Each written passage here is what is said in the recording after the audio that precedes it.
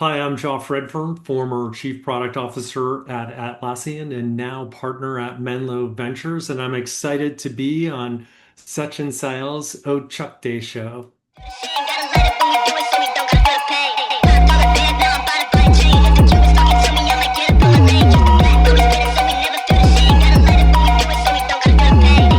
Hello, everyone, and welcome back to the Ochakde Show. We're Silicon Valley's first business, tech, and self-improvement podcast for teens, hosted by a teen me. I'm Sachin Syal. I'm an 18-year-old award-winning entrepreneur, podcaster, author, and student from the Bay Area, and I interview remarkable and influential entrepreneurs, executives, investors, leaders, and inspiring individuals from all walks of life so we can learn from their stories and level up ourselves. I'm also the co-founder of 3doshas.com. We're a coaching company transforming lives with 3 dosha science from yoga and Ayurveda. The purpose of this show is to inspire you to go for it, which is what the Punjabi word ochakde means. I'm thrilled to be co-hosting this interview with my older brother, Sujay Syal, who recently graduated from UCLA and is now currently working in AI strategy for Atlassian. Thank you, Sachin. Super excited to be here, and it's an incredible honor to be able to co-host on your show. So thank you for the opportunity. Of course, happy to have you here. All right, guys, today our very special guest is Joff Redfern, who is a partner at Menlo Ventures. He's the ex-chief product officer of Atlassian, responsible for leading its acclaimed portfolio of products, including Jira, Confluence, and Trello. And he was a VP of product at Atlassian before that. He also served as a VP of product at Fidelity, Yahoo, and LinkedIn. And he was one of actually the original 12 people who started Fidelity's internet group. He led a number of products during a more happy era for Yahoo when it was the internet powerhouse.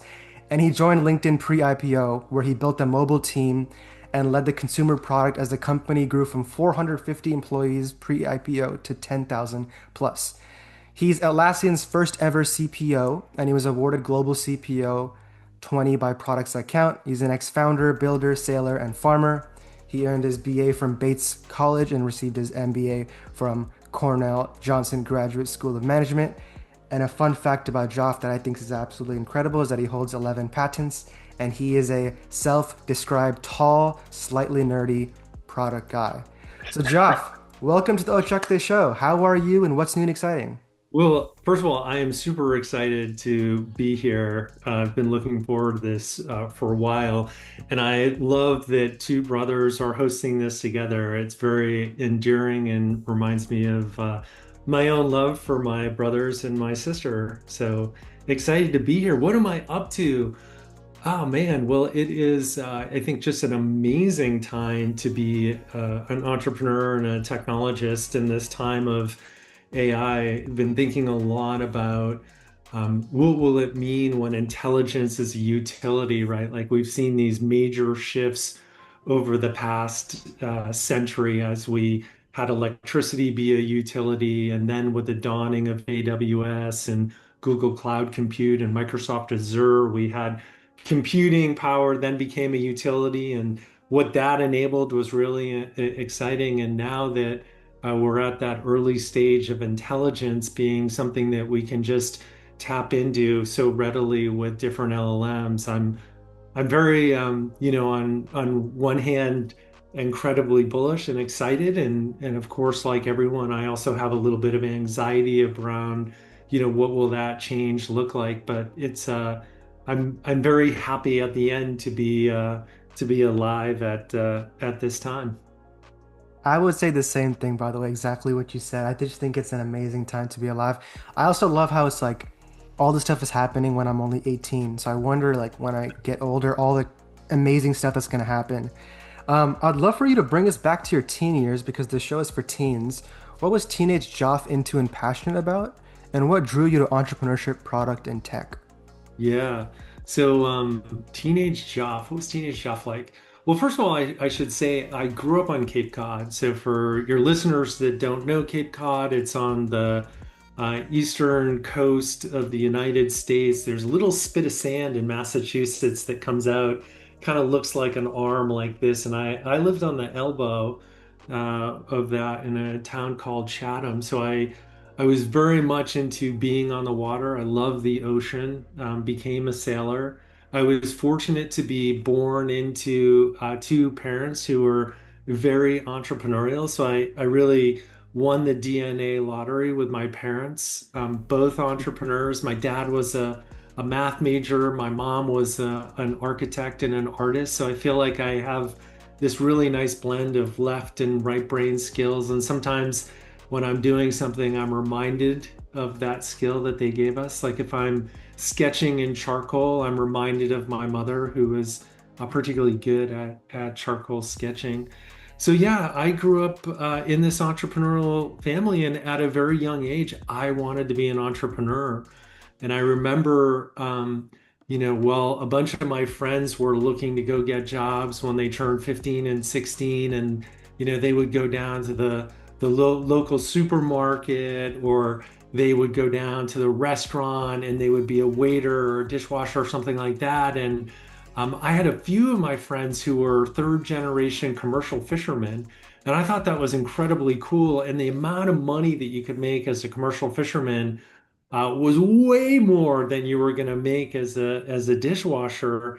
So I remember thinking that I should become a commercial fisherman during the summer. In order to do that, I actually needed a boat. So I remember I went down to the Cape Cod 5 cent savings bank and I asked to speak to someone in the loan department. And here I am, I was probably 15, 16 years old. And I said to this person, I said, well, I want to take out a loan for $3,000 because I want to buy a boat and I want to be a commercial fisherman. And I've thought about it and here's how I could pay you back. And the person was nice and kind of smiled and said, well, why don't you go get your mom or dad and bring them down here and they can co-sign so that if you default on the loan, we'll know that we're going to get paid back. And so I went home that night and I told my dad what I wanted to do. And he said, I think that's an excellent idea. And we went down to the Cape Cod Savings Bank the next day and I got a loan co-signed by my dad. And then I went to work and became an entrepreneur. And it was really just a fascinating way to get exposed to business by actually doing things. And then I would say the other thing that really impacted me at that time was my dad was a technologist. He was a technical or an entrepreneur in technology. He had started four different companies during his lifetime. So he was very much exposing me to all the cutting edge technology that was coming out. And this was the dawning of the PC era. So we were one of the first families in the neighborhood to have a personal computer. And, I learned by spending a lot of time with my dad and playing with that PC when he wasn't using it. That's such an inspiring and unique story. I mean, I love it, and I agree. I feel like having that like family support. I've noticed this in like athletes or just a lot of other professions that if your parents do it and they're there to support you and they're there helping you and rooting you on and cheering you on, it definitely helps you a lot. And that's a very interesting response. Most people just say, "Oh, my teens were this and that," but that was a great story. So thank you so much for Oh sharing yeah. that. I appreciate it. Um, so you're now a VC at Menlo Ventures, um, and you were a product exec at numerous tech companies before that. Can you walk us through your story from like being Atlassian CPO to now investing in AI and SaaS companies? Yeah. Well, let me tell you one thing that I think has been a universal theme that's really guided my career, and I've been very fortunate in that I've worked with three iconic companies, and I was part of three startups, one of which was sold, and I've been part of things that have flat out failed. So I have this really nice blend of hyperscaling companies, but also doing 0 to 1 work. I think if I were to look back at what's the common thread that ran through that, it would probably be advice that my dad gave me. My dad gave me, um, a couple of amazing pieces of advice in my lifetime. I remember when I graduated from college, I told him that I wanted to go into technology. I was really into it. And he said, well, let me just give you a piece of advice. He said, what you want to do in technology is you want to just stay in front of the wave. because it's as easy to get on an elevator going up as it is going down. And the reason why he said that to me was that his first job out of college, he went and became a software engineer on the then nascent IBM mainframe. So this was like, computers, mainframes, they fill up a room are just emerging, and he's developing software for them. And then from there, the industry shifted and it went to the mini computer, and then it shifted again and it went to the PC.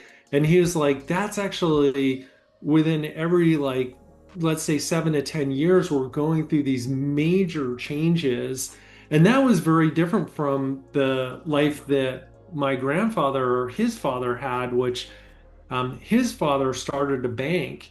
And if you kind of think about a bank, it's like the underlying rules for a bank haven't changed for, essentially since the beginning of time. They kind of the business, the shape of it at an abstract level is pretty similar.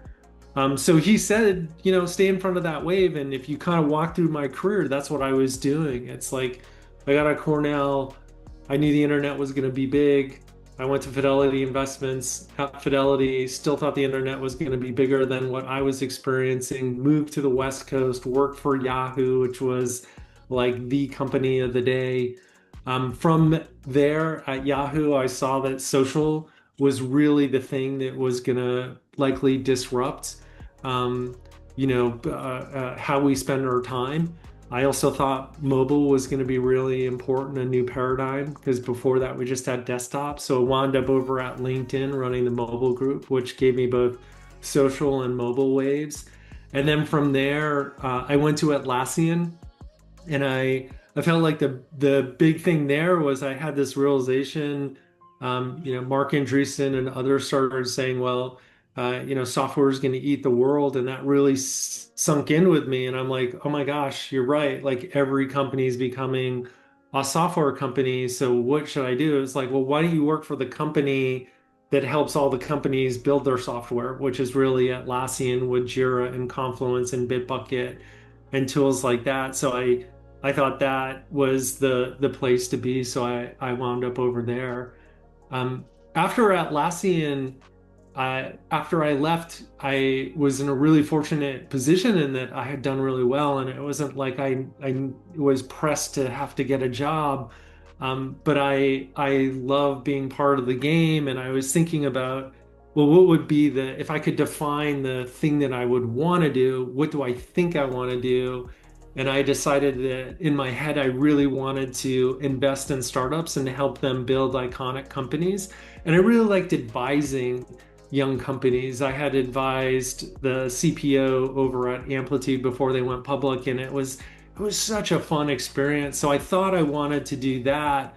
And in that moment, Menlo Ventures reached out and said, "Hey, what would you think about becoming a partner?" And I wasn't really sure. I was like, "Well, I kind of like this idea that I have where I'll just use my own money and do whatever I want."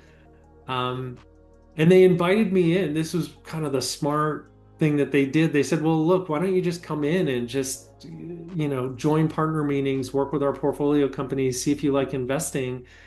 And I did that the first year I was a venture partner. And after that, I was like, yeah, this is really where I want to be. And the folks at Menlo, it's just a really special place. And I really love the partners. I look forward to working with them day in and day out. So that's how I transitioned over to venture from product.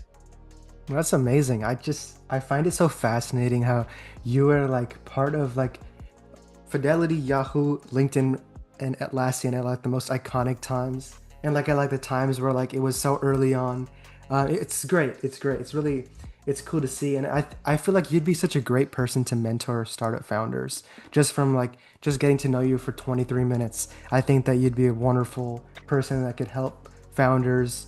And I'm excited to see what you do at Menlo Ventures. And also, do you have like you have the it's just so funny to me. It's like whenever I think of the company, it's like Joff Redfern was there at the time. Joff Redfern was there at the time. And I was looking at your LinkedIn and it's like, wow, you joined these companies early on and some pre-IPO. I think it's amazing. But I'm going to pass it on to my brother who has some questions as well. Cool. Yeah, Joff, I really like the elevator analogy that you used, and I 100% agree. It's incredibly important to stay ahead of the wave, and I think it's amazing that you've done that time and time again throughout your career. When I was researching you a little bit, I saw a couple things that really stood out to me. One in particular was your experience at Fidelity. I'm big into like stock investing and I use fidelity.com probably on a day-to-day basis. So when I'd heard that, you know, you launched the original version of fidelity.com with a team of probably 12 around that Hmm. time, and I'm sure the app looked completely different than it does now. Um, I was really fascinated to hear about that. So walk me through that experience because I feel Yeah. like in that time that would have been one of those 0 to 1 experiences where there was probably skepticism around the internet, definitely lots of uncertainty around how this would look and, you know, how customers would actually react to the platform. So I'm really curious to hear sort of about how that experience was and then what kind of inspired your shift to, the software space after finance. Yeah. Man, so Fidelity was actually a bit of a fluke and wound up to be a great experience. So I was in graduate school at Cornell and I was paying for my own education. So I was working in the computer lab. And this was at a point where, and this is going to date myself, but back, where people didn't have, like, graduate students didn't have their own computers. You would go to the computer lab and you would use a shared computer. You would log in and you'd log out and you'd use the printer, and that was kind of that. Like, we didn't Mhm. necessarily own our own equipment. And so I had, in between my first year and second year, there's like a resume book, and everyone's out there trying to get an internship with a company. And some companies will reach out to you, they'll see a background that they like, and then they'll say, "Hey, do you want to chat when I'm out there?" So someone that was a Fidelity Investments grad reached out and said, "I saw your resume, I'd love to chat." I met this person and I like really liked him. And he said, "Well, why don't you come out for the summer?"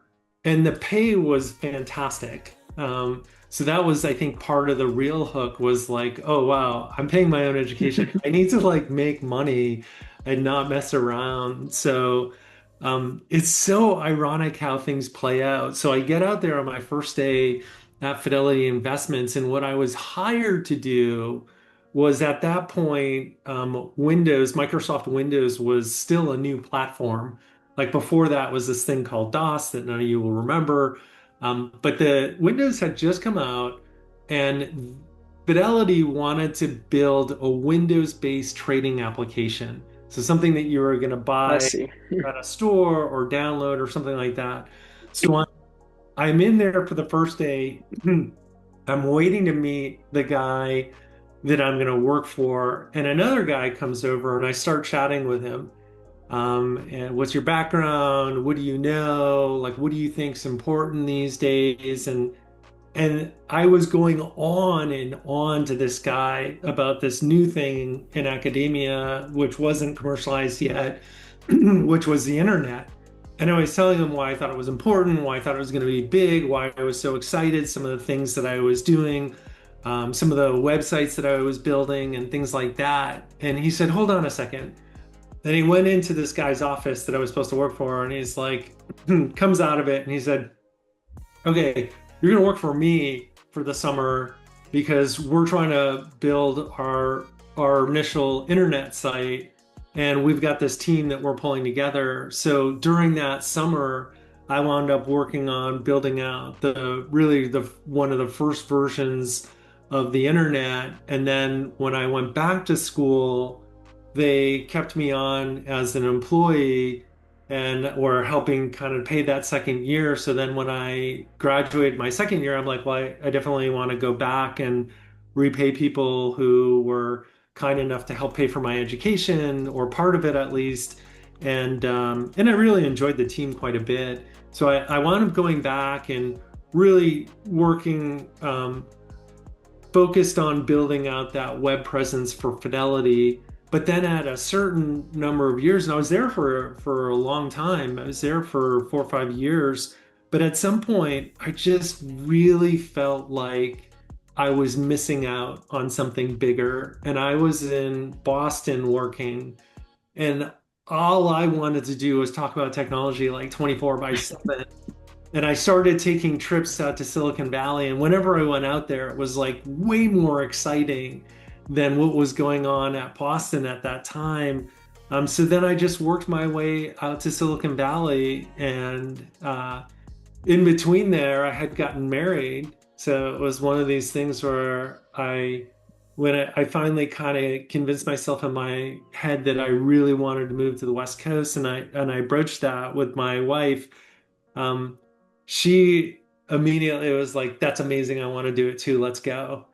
And which was really cool because, I was very fortunate to marry a woman who was as excited about trying new things as I am.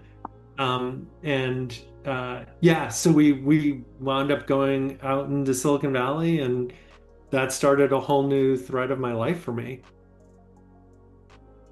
That's that's truly, truly amazing. I mean, and there's a reason I asked this question particularly because, well, once again, you were ahead of the curve and you made a big bet on a secular trend that ended up really coming to fruition. And I'd say Fidelity.com, like the internet and finance are almost synonymous with each other nowadays. And so this kind of leads me into my second question because this podcast is focused on well, I mean, it's focused on teens, it's also focused on college students and new grads. In this new age of AI, which I would say is very similar to kind of the new age of internet, which you described back then, people who are aspiring to be successful product managers or people who are aspiring to stay ahead of the wave, where should we be spending our time? And what should we be doing to really maximize our potential? Yeah. Well, it's interesting because I wind up talking to a lot of young product leaders because that's where I spent really my whole career. And, certainly there's some anxiety and nervousness around, hey, will AI take my job? Or, what does it mean to be a product leader in the AI age? And one thing that I remind them is that when I went into the field, I came into the field when there was a recession. So it was really hard to get a job. And B, I came into the profession at a point in which it was super unclear what product managers did. Like we knew what engineers did. We had really not a good understanding of what product people did and designers. Like no one had designed stuff, for example, for an interactive medium.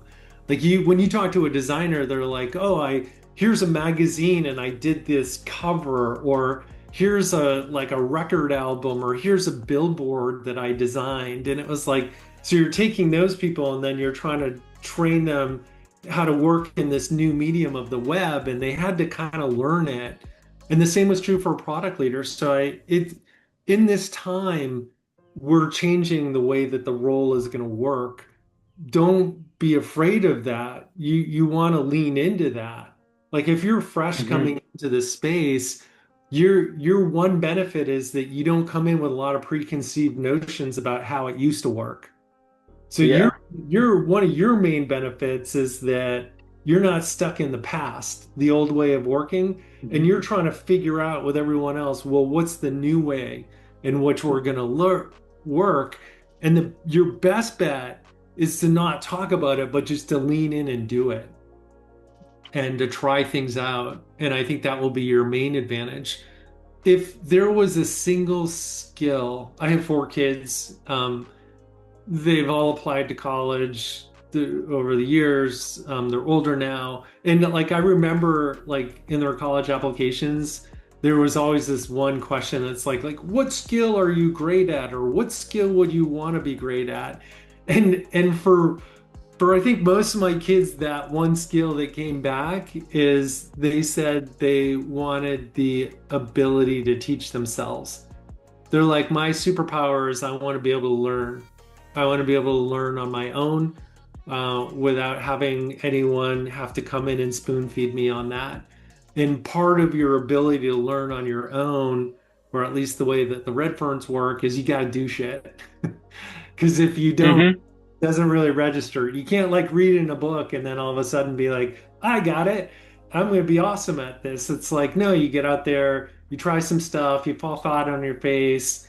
You do stuff, it doesn't work out at all, and that's actually the best way in which we would learn. So I would encourage people trying to come into product management to just start doing stuff and doing it the AI way. I spend Hmm. so much of my day with AI today because the VC role is actually a very interesting role. It's really in a lot of ways it's a solopreneur job. Like I'm on my own and I have an Hmm. investment team that I work with if I find something interesting, but the rest of the day I'm kind of on my own, which is totally different from being the CPO of Atlassian where I was working from 8:30 in the morning till 7:30 at night and I was always meeting with teams all over the world throughout that whole day. Hmm. And so when you're on your own and you're alone, you pretty quickly realize that, wow, I can actually train these LLMs to really understand who I am and what I'm trying to do. And then I can use them throughout the day as my thought partner. And then I could try to build things that help automate my work so that I can do it better.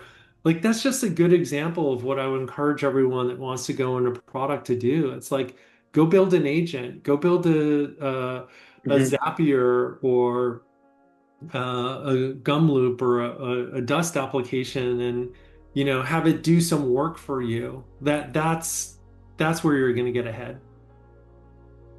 Absolutely. And I feel like this is a common theme that, both Sachin and I have noticed across a lot of our guests is it's incredibly important to embrace the change. And it's even more important to be able to learn by yourself. And I feel like it's incredibly accessible nowadays to teach yourself anything with like LLMs or YouTube. Like I would say within a couple of weeks, anybody can learn how to build their own agent, even if it's doing something simple on a Yeah. day-to-day basis. And Yes. so I think the scope of opportunities for product people, or for people that have a product mindset, has just opened so much. And there's so much more opportunity for even people as young as teenagers to start creating. So Oh, very well put. yeah, 100%, right? Like, because as a product leader too, you are part of a triad. There's a product leader, there's a designer, and there's an engineer. And that team has to come together with all of their specialty skills in order to produce a product. And you're now in an era where if you're a Renaissance person and a well-rounded person, you should be able to use AI to create at least some prototype, Hmm. maybe even Yeah. like 1.0. And, sometime soon you'll be able to do all of that by yourself. This idea that a single person can create a company, like we've never been closer to that. So, but you're not going to get there if you observe and read. You're going to have to like get your hands dirty and try it. I'm a huge proponent of what you just said. Get your hands dirty and actually. I love the Redfern way, by the way. Do shit. That's such a beautifully said. Like, I think everyone should do it the Redfern way. And Bhaiya, I also agree with you said as well with all the tools they have now. I mean, there's ChatGPT, there's YouTube, there's so many other tools. There's Perplexity, Anthropic, Oh yeah. Grok. Oh, like this is, it's, For it's. a very long time, I have believed that the biggest, greatest university in the world is YouTube. And the Well, reason why I it's, say that is like you can find anyone who's at a like you can take the most specialized niche in the world and you can go learn how to do it. Like I right now I'm talking to you from a little nook or a cabin that during COVID I built by myself. Every part of it, framed it, put in the windows, everything. Am I a carpenter? No. Am I a builder? Yes. How did I learn those skills? Well, I learned those skills by watching YouTube videos because during COVID, remember, like there was like a whole like year and a half where no one was doing anything on the weekends Yeah. because we're shut in. So I'm like, okay, well, I'm gonna try to do something productive I live on a farm. Like the all of the farm, everything that's grown on this farm, a lot of it my wife has learned how to do by watching YouTube. So that would be a great, just an incredible resource, right? As you were calling out, like where do I go to learn? Like YouTube, a great university. I agree. And hey, just saying this podcast is on YouTube. That's why you should keep watching Yeah, it. We get exactly. all these amazing Yeah, guests. You can learn from their stories just like that. case in point, exactly. Like Yeah. you're getting guests because you want to learn Yeah. about how to build better future Yeah. as an entrepreneur, and you're doing it. You're like doing it, and you're doing it on the university that matters the most. Thank you. Yeah, it's great. It's really wonderful experience. I had a question for you, Joff. It's a little interesting. I'm curious, like, did you notice anything or did you notice any patterns in the early days of companies that later took off and became hugely successful? Oh yeah, if you talk to venture capitalists, I would say like 95% of them will tell you that the reason why XYZ company was exceptional was because of the talent. When I was at LinkedIn, I was fortunate in that I got to work for Jeff Weiner, who was then the CEO. Hmm. And I had worked with Jeff for 9 years because he was at Yahoo and then he was later at LinkedIn. And Jeff had just a great expression, which helped remind us of the importance of people. He would say talent is priority zero, meaning that like we don't have like before the first priority that we take on, we have to ensure that we have the right butts in seat. And if you have that, like if you have really talented people who are really well equipped for the problem that you're solving, and you've created a culture for that talent to do its best work, 95% of VCs will say that's what matters most. Um, there are other things that are common themes. Certainly the speed at which that team learns is an important factor. Um, Reid Hoffman, who is a founder over at LinkedIn, a great investor, he's founded several companies, was part of the PayPal mafia.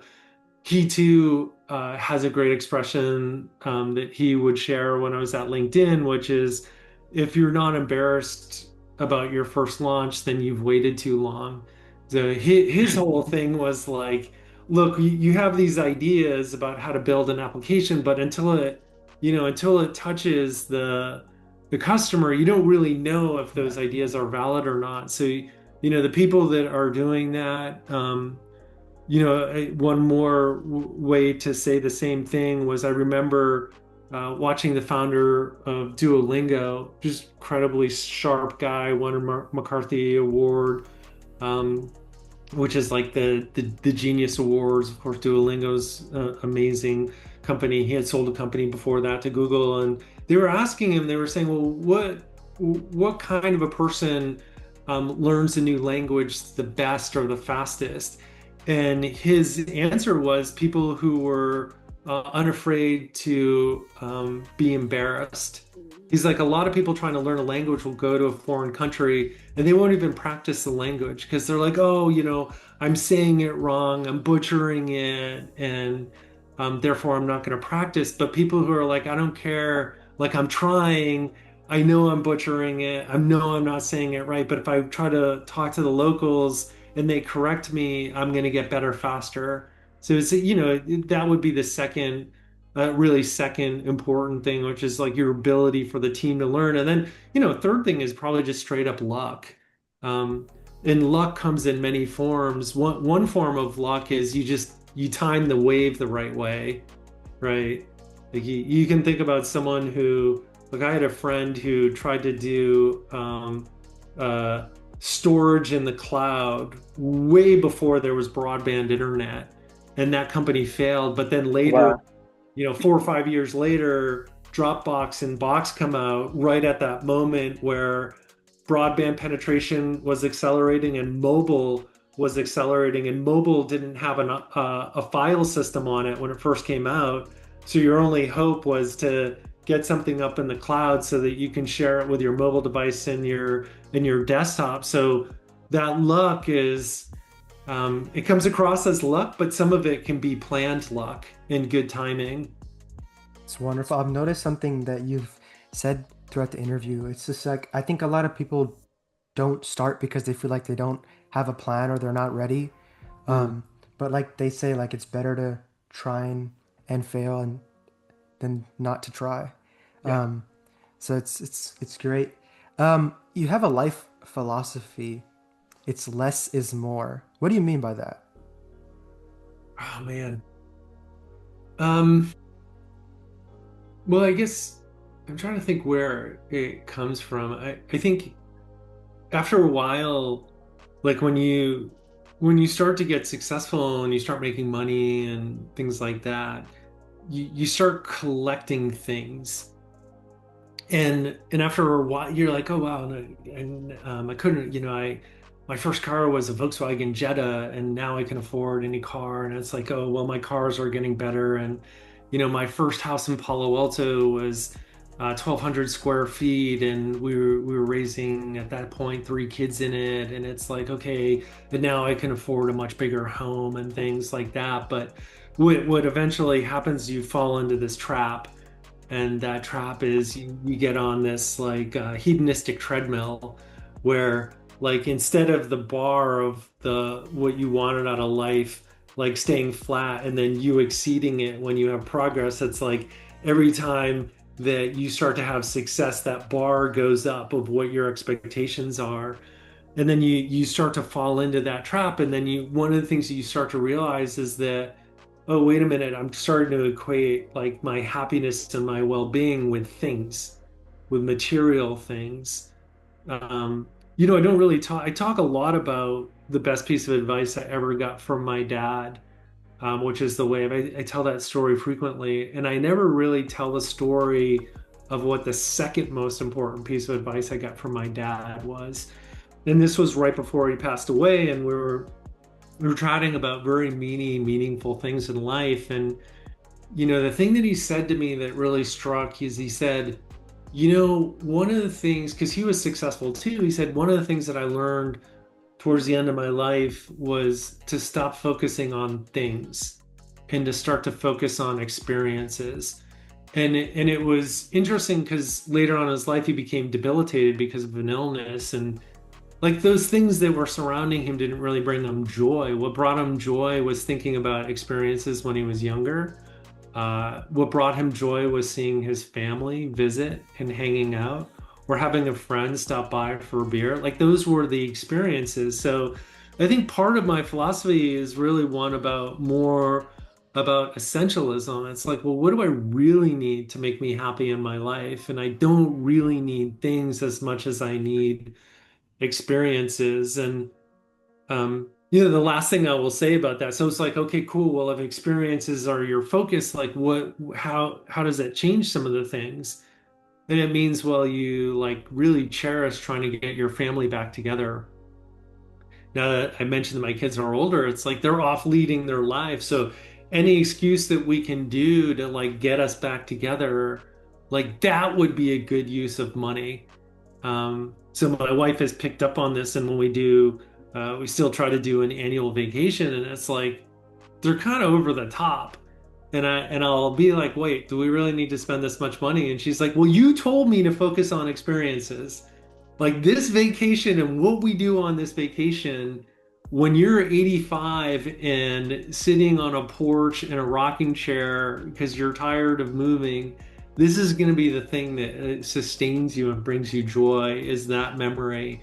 And when she says that, I'm like, okay, okay, you're right, you're right, you're right. That's an experience. Yeah. Wow. Yeah, your dad had a lot of good advice. Both the things he said, it's really amazing. Um, as we wrap up here, Joff, these are the last two questions that I asked to all my guests. The first one is, what is your all-time best advice for teens? Ooh. Oh man.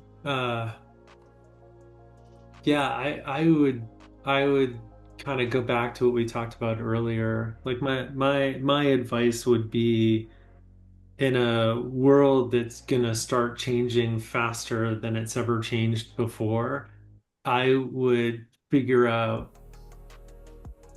how I learn new things. And I would try to become a master at teaching myself and learning myself. And people learn in different ways. Some people are visual learners, some people Yeah, aren't, some people are book people. But I would figure that out and I would commit to that's like one skill that I want moving forward. I love that. I think that's what I'm trying to do, and hopefully all the audience of the team members here are trying to do as well. Last question of the day is, what was your favorite part of being a guest on the Ochakde show today? Oh, my favorite part, Yeah. uh, seeing you two together, Thank you. Thank seeing you. brothers at work. Thank you. A lot of what we wound up talking about was about doing. And you don't need to do this. You didn't need to do this. You didn't need to create this channel. You could have sought out to just go talk to people and not choose to share it. Mhm. It shows a lot of generosity that you'll take the time to set these up.